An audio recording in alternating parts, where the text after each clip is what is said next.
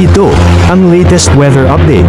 Alamin ang pinakasariwang ulat panahon ngayon dito sa Information TV Educational Channel. Nakita po natin na dalawang low pressure area ang nakakaapekto ngayon sa ating bansa.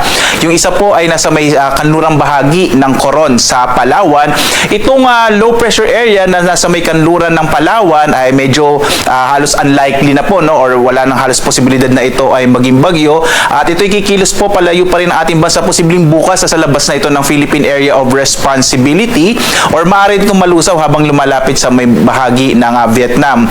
Ang isa pa nating minomonitor ay ito ay na-develop lang po kaninang bandang alas 2 ng umaga, ay itong low pressure area na nasa may silangan, hilaga silangan ng Huban sa lalawigan naman ng Sorsogon. Sa ngayon po, no, base sa pinakahuling datos natin, in the next 24 hours medyo maliit pa yung tsansa na ito ay maging bagyo, at kikilos ito pahilagang kanluran sa mga susunod na araw. At habang kumikilos ito palapit ito sa may Northern Luzon, ay hindi natin inaalis na yung posibilidad, maaari pa rin itong maging bagyo in the next few days. Kaya patuloy natin monitor itong nabuong low pressure area sa may silangan ng Bicol region.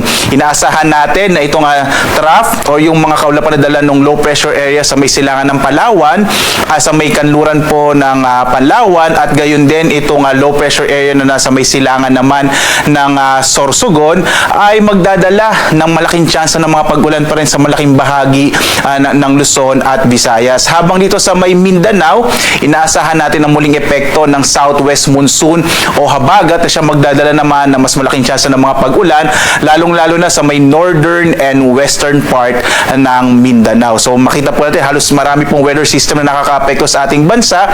Nandyan din itong easterlies o yung hangin nagmumula sa karagatang Pasipiko na siya naman magdadala ng maulap na kalangitan na may mga pag-ulan partikular na sa may bahagi ng Cagayan Valley region.